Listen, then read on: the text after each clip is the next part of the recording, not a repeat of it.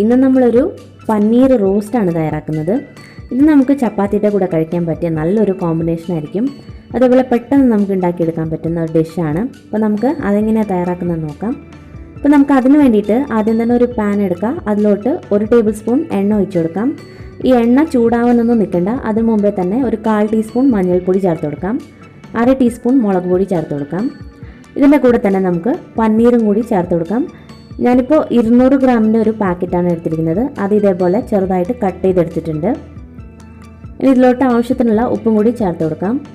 ഉപ്പ് ഒരുപാട് ചേർക്കേണ്ട ആവശ്യമില്ല, കുറച്ച് ചേർത്താൽ മതി.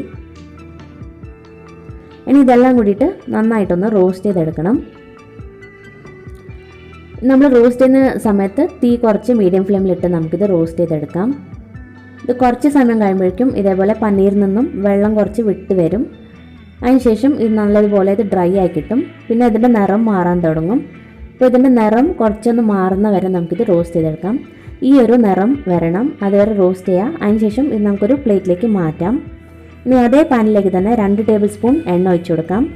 എണ്ണ ചൂടായതിനു ശേഷം നമുക്കിതിലോട്ട് 4 പച്ചമുളക് ഇതേപോലെ നടുക്കെ കീറിയത്, അതേപോലെ കുറച്ച് കറിവേപ്പിലയും കൂടി ചേർത്ത് കൊടുക്കാം. ഇത് രണ്ടും കൂടിയിട്ട് നന്നായിട്ടൊന്ന് വഴറ്റിയെടുക്കാം. പച്ചമുളകൊക്കെ നമ്മുടെ എരിവിനനുസരിച്ച് നമുക്ക് കൂട്ടിയും ചേർക്കാവുന്നതാണ്.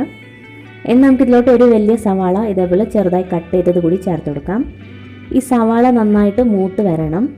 നമുക്ക് മീഡിയം ഫ്ലെയിമിലിട്ടിട്ട് നന്നായിട്ട് വഴറ്റിയെടുക്കാം. സവാള ഏകദേശം ഒന്ന് വഴണ്ടി വന്നിട്ടുണ്ട്. ഇനി നമുക്കിതിലോട്ട് ഇഞ്ചി വെളുത്തുള്ളിയുടെ പേസ്റ്റ് ചേർത്ത് കൊടുക്കാം. 1/2 ടീസ്പൂണാണ് ചേർത്തിരിക്കുന്നത്. ഇതും കൂടി ചേർത്ത് വീണ്ടും ഒന്ന് വഴറ്റിയെടുക്കാം. ഈ പേസ്റ്റിൻ്റെ പച്ചമണം മാറണം, അതുവരെ നമുക്കിത് വഴറ്റിയെടുക്കാം. നമുക്ക് വേണമെങ്കിൽ ഇഞ്ചി വെളുത്തുള്ളി ചെറുതായിട്ട് അരിഞ്ഞതും ചേർത്ത് കൊടുക്കാം. ഇനി നമുക്കിതിലോട്ട് പൊടികൾ ചേർത്ത് കൊടുക്കാം. 1/4 ടീസ്പൂൺ മഞ്ഞൾപ്പൊടി, 1/2 ടീസ്പൂൺ മുളക് പൊടി. ഇത് നല്ല എരിവുള്ള മുളക് കൂടെയാണ്. ഇനി ഇതിൻ്റെ കൂടെ തന്നെ നമുക്ക് 1/2 ടീസ്പൂൺ കുരുമുളക് പൊടിച്ചതും കൂടി ചേർത്ത് കൊടുക്കാം. ഇത് കുറച്ച് സ്പൈസി ആയിട്ടുള്ള ഡിഷാണ്. അപ്പോൾ മുളക് പൊടിയും കുരുമുളക് പൊടിയുടെയൊക്കെ ക്വാണ്ടിറ്റി നിങ്ങൾ നോക്കി ചേർക്കുക. 1/2 ടേബിൾ സ്പൂൺ ഗരം മസാല പൊടി ചേർത്ത് കൊടുക്കാം. ഞാനിപ്പോൾ ഒരു കുറച്ച് 1/2 ടീസ്പൂൺ കാശ്മീരി ചില്ലി പൗഡർ കൂടി ചേർക്കുന്നുണ്ട്, ഒരു കളറിന് വേണ്ടിയിട്ടാണത്. ഇത് ഓപ്ഷണലാണ്. ഇനി വീണ്ടും നന്നായിട്ട് ഇതൊന്ന് മൂപ്പിച്ചെടുക്കാം. ഈ പൊടികളുടെ എല്ലാം പച്ചമണം മാറിക്കിട്ടണം. നമുക്ക് ലോ ഫ്ലെയിമിലിട്ടിട്ട് ഇത് നന്നായിട്ടൊന്ന് മൂപ്പിച്ചെടുക്കാം. ഇപ്പോൾ പൊടികളൊക്കെ നല്ലതുപോലെ മൂത്ത് വന്നിട്ടുണ്ട്. ഇനി നമുക്ക് ഇതിലോട്ട് 3 ടേബിൾ സ്പൂൺ ടൊമാറ്റോ സോസ് ചേർത്ത് കൊടുക്കാം. ഇതിന് പകരം നമുക്ക് വേണമെങ്കിൽ ഒരു വലിയ തക്കാളി അരച്ച് ചേർത്ത് കൊടുക്കാം. അപ്പോൾ തക്കാളി അരച്ച് ചേർക്കുമ്പോൾ അതിൻ്റെ കൂടെ തന്നെ 1 ടീസ്പൂൺ പഞ്ചസാര കൂടി ചേർക്കണം. അതല്ലെങ്കിൽ ഈ സോസ് മാത്രം ചേർത്താൽ മതി. ഇനി ഇത് നന്നായിട്ടൊന്ന് മിക്സ് ചെയ്തെടുക്കാം. നമ്മൾ സോസ് ചേർത്ത് കഴിയുമ്പോൾ ഇതേപോലെ കുറച്ചൊന്ന് കട്ടിയായി തുടങ്ങും. ഇനി ഇതിലോട്ട് നമുക്കൊരു 1/2 ഗ്ലാസ് വെള്ളം കൂടി ചേർത്ത് കൊടുക്കാം. കുറച്ചൊന്ന് ലൂസായി കിട്ടും. നന്നായിട്ടൊന്ന് മിക്സ് ചെയ്ത് കൊടുക്കാം. കുറച്ച് ഉപ്പും കൂടി നമുക്ക് ചേർത്ത് കൊടുക്കാം.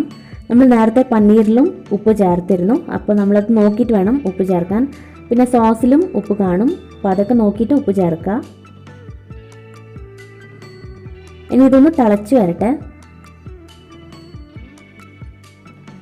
ഇപ്പോൾ തിളച്ച് തുടങ്ങിയിട്ടുണ്ട്. നമുക്കിതിലോട്ട് തന്നെ നമ്മൾ വറുത്ത് വെച്ചിരിക്കുന്ന പനീർ നമുക്കിതിലോട്ട് ചേർത്ത് കൊടുക്കാം. ഇനി നന്നായിട്ടൊന്ന് മിക്സ് ചെയ്തെടുക്കാം. ഇപ്പോൾ ഞാനിപ്പോൾ ഇത് കുറച്ച് ഡ്രൈ ആയിട്ടാണ് ഉണ്ടാക്കുന്നത്. നമുക്ക് അഥവാ കുറച്ച് ഗ്രേവി പോലെ വേണമെങ്കിൽ കുറച്ച് വെള്ളം ചേർത്ത് കൊടുത്താൽ മതി. അതായത് നമ്മൾ നേരത്തെ തന്നെ വെള്ളം ചേർത്ത് വേണം മിക്സ് ചെയ്യാനായിട്ട്. ഇതിപ്പോൾ ഞാനിപ്പോൾ കുറച്ച് ഡ്രൈ ആയിട്ടാണ് ഉണ്ടാക്കുന്നത്. നന്നായിട്ടൊന്ന് മിക്സ് ചെയ്ത് കൊടുക്കുക.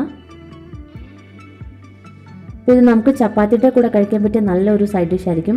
അതേപോലെ തന്നെ നമുക്ക് വെജിറ്റബിൾ പുലാവിൻ്റെ കൂടെയൊക്കെ കഴിക്കാം.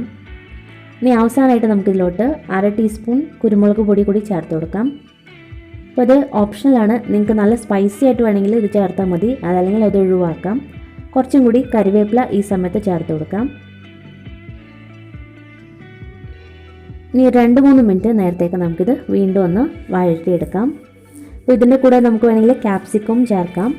അത് ചേർത്താൽ കുറച്ചും കൂടി ടേസ്റ്റി ആയിരിക്കും. അപ്പോൾ ഇത്രയേ ഉള്ളൂ, നമ്മളെ വളരെ സിമ്പിളായിട്ടുള്ള പനീർ റോസ്റ്റ് റെഡി ആയിട്ടുണ്ട്. അപ്പോൾ നിങ്ങൾ എന്തായാലും ഇതൊന്ന് ട്രൈ ചെയ്ത് നോക്കുക. പെട്ടെന്ന് ഉണ്ടാക്കാൻ പറ്റിയ ഒരു ഡിഷാണ്. അപ്പോൾ ട്രൈ ചെയ്തിട്ട് നിങ്ങളുടെ അഭിപ്രായങ്ങളൊക്കെ അറിയിക്കണം. ചാനൽ ആദ്യമായിട്ട് കാണുന്നവർ സബ്സ്ക്രൈബ് ചെയ്യണം. പിന്നെ നിങ്ങളുടെ ഫ്രണ്ട്സായിട്ടൊക്കെ ഷെയർ ചെയ്യണം. താങ്ക്